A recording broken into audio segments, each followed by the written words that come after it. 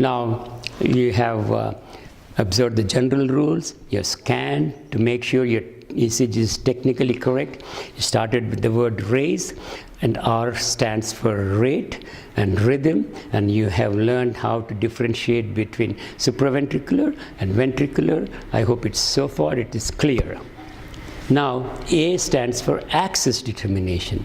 Axis determination is very important. Axis, to make it simple, when the heart rotates one side in the axis, it could rotate to the right side or left side. It's called right axis deviation or left axis deviation. And it has its own implications, okay? It's very important that we should be able to diagnose the axis on an EKG or interpret an axis in ECG strip, okay? There are different different methods of interpreting. If you're not a cardiologist, you can at least choose one is visual identification of axis, which is a simpler way of identifying axis by visually looking at glancing at the leads and coming to a rough approximation of the axis. Okay, we will talk about that in a minute. Axis determination. To determine the axis just by glancing, okay, all you have to do is take lead 1 and AVF. Remember, lead 1 and AVF.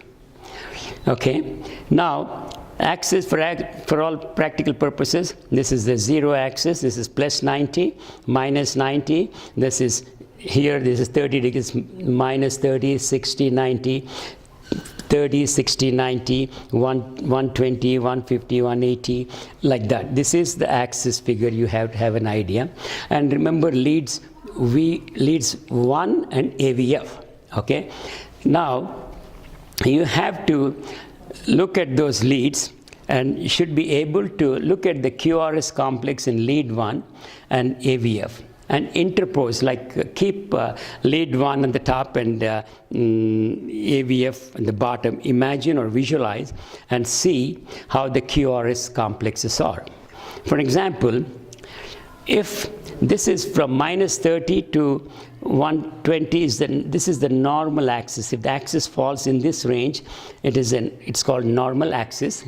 Okay, and if the axis falls in this quadrangle, this is called left axis deviation, and if the axis comes into this part of the circle, it is the right axis, and this is called extreme right axis deviation. Okay, you remember that, but basically this is a very simple way of interpreting axis.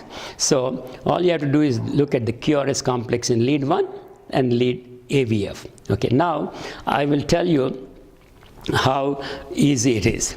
For example, you know the normal axis, minus 30 to 120. Okay, so we are at this point, A for axis determination, we discussed about normal axis, and 2 leads, you have to focus on lead 1, AVF. Now, what I'm trying to tell you is, in our day-to-day language or day-to-day communication, if you call, colloquialism or whatever you call that, kids and adults, they say, if somebody asks, are you okay? Then they will say, yes, I'm okay. So 2 thumbs are going up, okay? It's okay.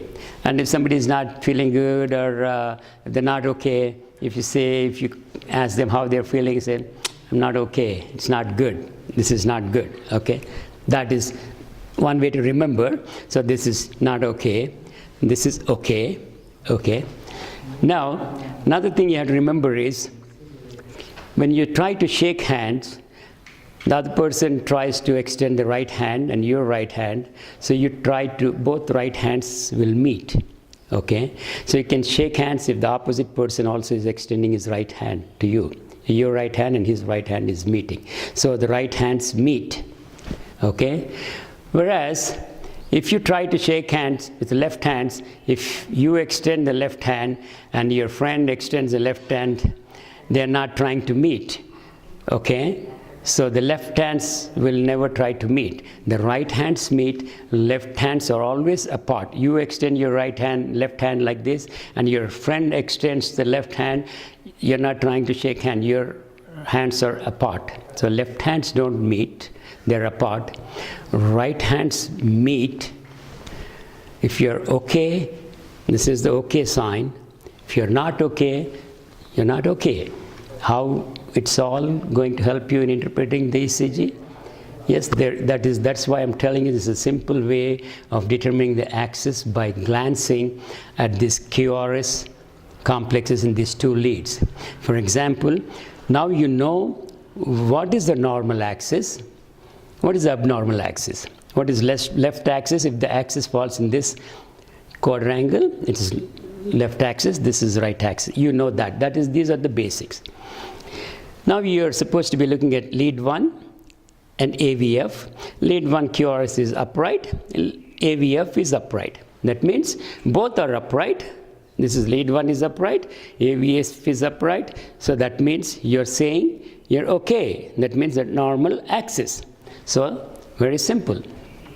Now, if your QRS in lead 1 is upright, okay, and QRS in lead AVF is down, okay, they're not trying to meet. It's almost like trying to shake hands with your left hands. Your left hand is apart, your friend's left hand is apart, so they're not meeting each other, they're always apart. So they're not meeting at all. This is upright and this is down. So that is called left axis deviation. So if you remember, left hands apart, left axis deviation, that means you expect that QRS on lead 1 is upright, lead 2 is down. That means they're not trying to, they will never meet, they will never even reach each other at the same point. Okay? So that is, they're not trying to meet, so that is left axis. Now, similarly, if you look at the lead 1 QRS, let's say it is down, and AVF is up, okay? Now, lead 1 QRS is down, AVF is up, now they're trying to meet. If you put together, they're trying to meet. That means when you shake hand and your friend extends the right hand also, you shake hand with your right hand, you try to attempt giving your right hand to your friend, they're trying to meet. So right hands meet, right axis deviation, easy to remember. So right axis deviation. Now this is above 180 to minus 90 plus 180 to 90 is bad. That's extreme right axis deviation. It's not good. So lead 1 is down. Lead AVF is also down. So both are down. Both are down. As we said in the early stages, that when both are down, that's not okay. That means extreme right axis deviation. Okay? So by glancing and looking at this lead 1 AVF, I think you can quickly, if you remember that right hands meet, left hands are apart, okay sign, not okay sign, you can approximately come to a conclusion whether it's a normal axis, right axis, left axis, and extreme left axis. That's all. As a non-cardiologist, that's all we need. If you're a cardiologist, there are other methods of interpreting. That's the hexaxial approach. We're not going to discuss on that. Okay? Now, right axis again, we are done with rate rhythm axis determination by glancing. Look at that. This is, both are down, 180 degrees, not good. Okay. This is left hands are apart, lead 1 is up, down. They're not trying to meet, so that is again left axis. This is normal axis, both are okay. And this is, they're trying to meet, that is the right axis. I hope I made it simpler regarding the axis determination. Now, I is intervals.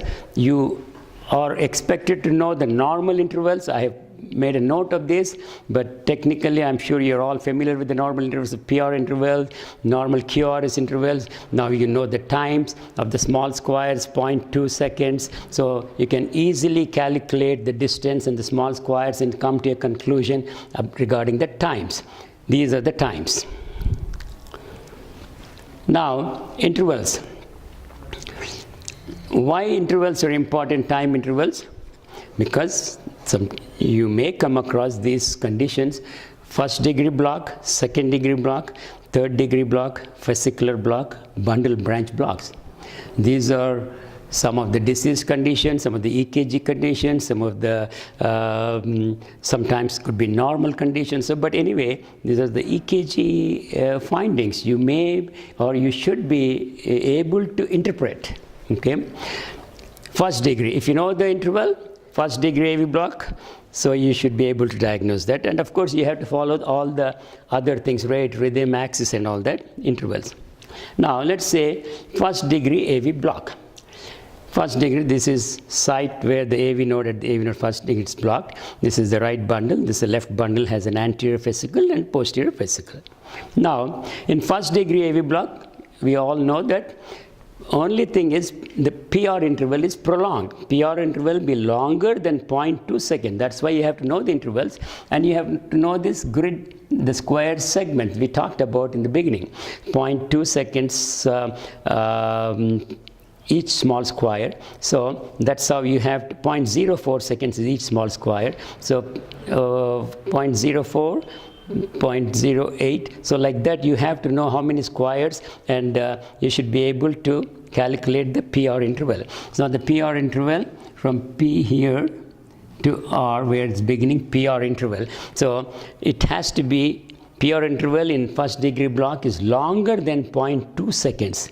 Okay, longer than 0.2 seconds, and every QRS complex is preceded by a single P wave. But the only thing is, the QRS complex are always preceded by P wave. There is no absent QRS or anything like that. Always accompanied by a QRS complex. The segment is prolonged, and you have to know the distance of the small square in terms of the time. So you can easily calculate the PR interval, and the only sign of first degree block is prolonged PR interval. The rest of the EKG could be normal, and that sometimes, if clinically patient is okay, that's nothing to be worried about. Now, second degree block. First degree, you're clear, I suppose. Now, in second degree, there are two types: Mobitz Type 1, Mobitz Type 2. Now, Mobitz Type 1, it's also called as Wenckebach phenomena. What happens is, Mobitz Type 1 is not every atrial impulse is able to pass through the AV node.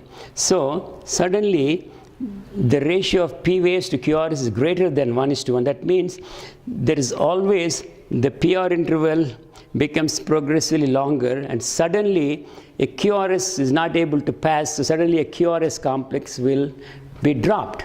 So technically a second degree block, Mobitz Type 1, Wenckebach, also called as Wenckebach, is the PR intervals become progressively longer until one QRS complex gets dropped. So here, see this PR interval here, it's getting progressively longer, and here you're missing a QRS. That is type 2, Mobitz Type 1 second degree block. Okay? Now, second degree, again, we talked about first degree, second degree type 1, second degree type 2, it's called Mobitz Type 2 block. Here, again, the block is infranodal here. The ratio of P waves to QRS is also greater than 1:1, okay? Now, there is a presence of drop beat without progressive lengthening. That is the key, without progressive lengthening of the PR interval. See, here, there is a PR interval, there is a QRS, there is no progressive lengthening, and suddenly there is a QRS dropped. So, in Mobitz Type 2 block, there is a drop QRS, but the only difference is there is no progressive lengthening of the PR interval, unlike in Mobitz Type 1 block. That is the difference, okay? And second degree Mobitz Type 2 could be a little dangerous. It's not a normal finding, but it could be. So you have to be cautious, okay? Now, you talked about first degree, you talked about second degree block and types. Now, we are still at RAI, that's intervals. Why intervals are needed? To calculate, to determine the blocks.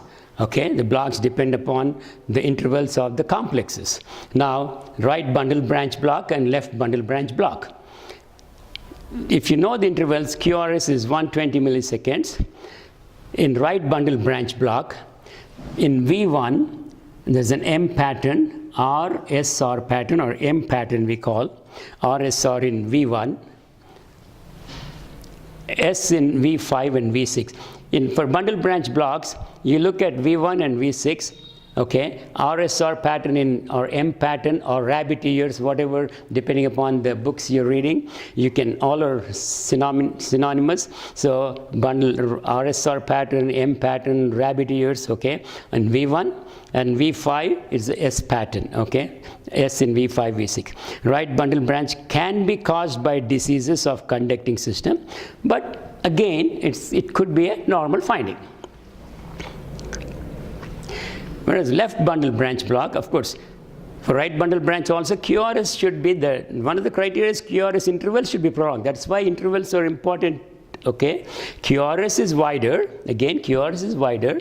Now, excepting in left bundle branch, in the lateral leads, you see the M pattern, like Q, or in V1 you see QS or RS complex, unlike RSR.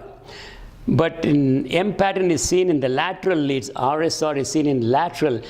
Lateral leads are always left side, so it's left bundle branch block.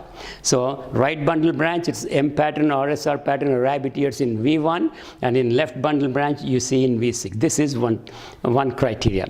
LBB or left bundle is always reflects disease of conduction system or ischemic heart disease. So unlike right bundle, it could be a normal phenomena, or it could be a conducting disease of the conducting system. But LBB is always reflects disease of the conducting system.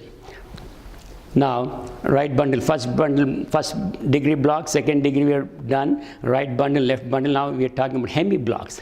Okay, what are the criteria for hemi blocks? Hemi blocks, the important criteria is, unlike the right bundle and left bundle, for hemi blocks, the QRS duration is normal. That is the important difference between the right bundle and left bundle. Whereas hemi blocks, the QRS is normal. It's not widened like right and left bundle, and there are no associated STT changes. Whereas in right bundle and left bundle, there's always an associated ST segment depression or elevation. That's what it is. There is no associated STT changes in hemi blocks. That is those two criteria. What types of hemi blocks? There are two fascicles, anterior fascicle and posterior fascicle in the left bundle. Right bundle is only a single bundle. So left type of hemi block, left anterior hemi block and left posterior hemi block, depending upon which fascicle is being blocked. And left anterior hemi block causes left axis deviation, left posterior hemi block causes right axis deviation. So it's important to remember those things. Left anterior hemi block, left axis deviation, left posterior causes right axis deviation. That is another reason you should be also knowing how to determine axis, and you should know how to interpret axis, okay? Now, types of hemi blocks. Left anterior, left posterior. Left anterior hemi block causes LAD, left posterior hemi block causes RAD, right axis deviation. That's clear. Now, left anterior hemi block. Let's forget about the right bundle. Left anterior fascicle. It's blocked here, impulse are going there. Now, we talked about left anterior hemi block causes left axis deviation, and left axis deviation ECG criteria is left axis, left hands apart. If you look at that ECG, this is going upright, this is going down, lead 1, AVF, they are not meeting, so left hands are apart, so left axis deviation, okay? So left anterior hemi block. Left posterior, as long as you know left posterior hemi block causes right axis deviation, remember that. Now, this posterior fascicle is blocked, impulse are traveling around, okay. Left posterior hemi block causes right axis deviation. So, for right axis deviation, right hands meet. So, if you look at lead 1 and AVF, lead 1 QRS is coming down, AVF is going up. So, they're trying to meet each other, right hands meet, right axis deviation, QRS complexes is narrow, that is left posterior hemiblock. Now, bifascicular block. Bifascicular block is a combination of either left anterior or left posterior along with right bundle branch. Bifascicular block means right bundle is blocked. And in addition to right bundle branch block, there could be a left anterior fascicle could be blocked or left posterior fascicle could be blocked. So technically the current is only passing through one fascicle, either left posterior or left anterior, because the right is already blocked. Now what are the EKG findings? EKG findings automatically includes combination of right bundle and hemiblock. So now right bundle, you know, QRS complexes are widened, that M pattern or RSR pattern or rabbit ears in V1. If you remember that, you can diagnose right bundle branch. And left anterior hemiblock causes left axis deviation and the QRS complex is narrow. So you have to interpret systematically so you won't miss anything. So now, if you look at this, right bundle is blocked, left anterior is blocked, only current is going through this fascicle, one fascicle is active. Now, right bundle bifascicular block we are talking, so it's always right bundle is blocked. When right bundle is blocked, if you look at V1, there is an RSR pattern here, M pattern, so that's right bundle, QRS is prolonged, your criteria for right bundle has been met. Now, if you only focus on this and miss out on the rest of the interpretation, like axis and all that, you will be missing this block. That's why you have to know how to interpret axis, at least in a simpler form, like we talked about, interpreting by looking at the glance, by glancing the ECG, I'm sorry. So, left anterior hemiblock causes left axis deviation. So left axis deviation, left hands apart, again this QRS is going up, QRS is going down. So if you remember this, so now you have a right bundle, you have a left axis deviation. So this is not a normal leakage, it's a right bundle and the left anterior, so it is a bifascicular block. Bifascicular block, right bundle and left posterior. Now you see that right bundle is blocked, so right bundle is blocked, okay, and then posterior right bundle branch block, M pattern is there in V1. Posterior block causes right axis deviation, right hands try to meet. You see this criteria, QRS coming down, going up in lead 1AF, they're trying to meet, that is right axis deviation. So you have a bifascicular block, that means right bundle with left posterior. Now trifascicular.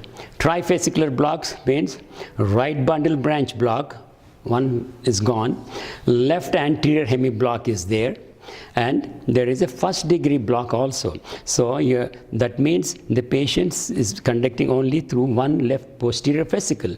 So right bundle is blocked, left anterior hemiblock is there, left anterior fascicle is blocked, and long PR interval. See this right bundle is there, is blocked, M pattern, okay, and left anterior hemiblock we already discussed that it causes left axis deviation. Left axis deviation, if you see that, it's going up, this is going down, lead 1 AVF, they're not trying to meet each other, left hands are apart, and then you also have a prolonged PR interval to qualify for trifascicular block. PR interval be longer than that is the criteria for trifascicular. Trifascicular block calls for pacemaker insertion. So third degree block. PQRS P waves and QRS come at regular intervals, but there is no relationship to each other. P's come independently, QRS come independently. There is no relationship like P has to be followed by QRS like that. The QRS is always wide and ventricular rate is always 30 to 45 minutes. Remember how to calculate that? The big blocks, 1, 2, 3, 4, 5, 6, okay, 7 big blocks are there. So divide by the 6 big blocks, by divide 300 by 6, that's how you get the heart rate, okay? First degree block, both fascicles are blocked, okay? Third degree block, all the right and left bundles are blocked. Now we're done with rate, rhythm, axis determination, interval measurements. Yes, for ST changes. They are important to, because ST changes suddenly, if you miss them, you're going to miss some important disease process like ischemic heart disease, ongoing ischemia, etc. So you should be able to look for ST changes. So that is the reason you have to approach systematically. ST segment elevation denotes ischemia. So if you miss that out, you're not doing any justice to that patient. There is an acute elevated ST segment there. Indicates coronary artery disease. Now, ST depression, maybe a digitalis effect with ST asymmetric ST depression. So if the patient is on digitalis, you may notice that. So if you correlate clinically, at least you can say maybe it's a digitalis effect. So that's how you have to always correlate clinically. Now we're coming to the last E, enlargements and hypertrophies. Enlargements, right atrium could be enlarged, left atrium could be enlarged, right ventricular hypertrophy, left ventricular hypertrophy. Look for P waves in lead 2 and V1 technically. In lead 2 P waves, if right atrial enlargement is there, it's more than 2.5 millimeters in height. It's more than 2.5, the height of the P wave. Okay, that is right atrial enlargement. Left atrial enlargement, look at same thing, lead 2 and lead V1. The only thing is the amplitude, the height is not increased, but amplitude is increased in left atrial enlargement. That's the difference between right and left atrial enlargement. Now, enlargement and hypertrophy, same thing. We are talking hypertrophy of the ventricles, the right ventricular hypertrophy and left ventricular hypertrophy. You have to, in the leads V1, R wave is larger than S wave, R wave is larger than S wave. Okay, V6, I mean, if you join this, R in V1 and S in V6 are greater than 10 millimeters, that is criteria for right ventricular hypertrophy. So in leads V6, the S wave is larger than R wave, and in lead V1, R is larger than S wave. These are the ECG criteria for identifying the hypertrophy.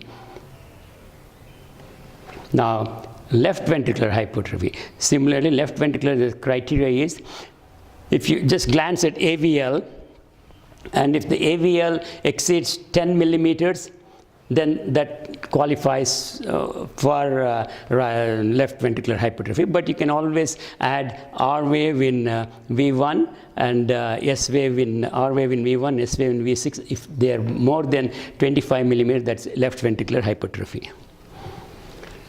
And E again for electrolyte disturbances. Hyperkalemia causes tall peak waves, but sometimes can be confused with the peak T waves in acute MI. The only difference is in hyperkalemia, there is a diffuse peaking of the T waves all over, whereas in coronary acute MIs, the peak T waves are only found on the leads that are infarcted, like anterior leads you may have peak T waves, or lateral leads, only changes in an infarction confined to leads overlying the area of the infarct. That is the difference. So we talked about E, enlargements and hypertrophies. I hope that's clear. Now, E also for electrolyte disturbances. We talked about hyperkalemia, where tall peaked waves, and how to differentiate from cardiac versus hyperkalemia, which in hyperkalemia, the tall peak wave, peaked T waves are diffuse, whereas in ischemic changes are going on, they are only peak tall T waves are only overlying the infarcted leads. Now, hypokalemia. In hypokalemia, there is ST segment depression, as well as this ST segment depression, as well as there is a flattening of the T wave is almost flattened. It's unlike in hyperkalemia, there's peak T waves, and there may be a U wave, presence of U wave. So this is a sign of hypokalemia ECG criteria. So raise, okay? Now, E for electrolyte disturbances, we talked about potassium, hyperkalemia, and now calcium, hypocalcemia and hypercalcemia. How do you, what is the criteria, ECG criteria? It's hypocalcemia prolongs QT interval, hypercalcemia shortens QT interval. This is how you have to remember. This is why you should know the intervals, the timings, the grids, the distances. That's why you have to approach ECG.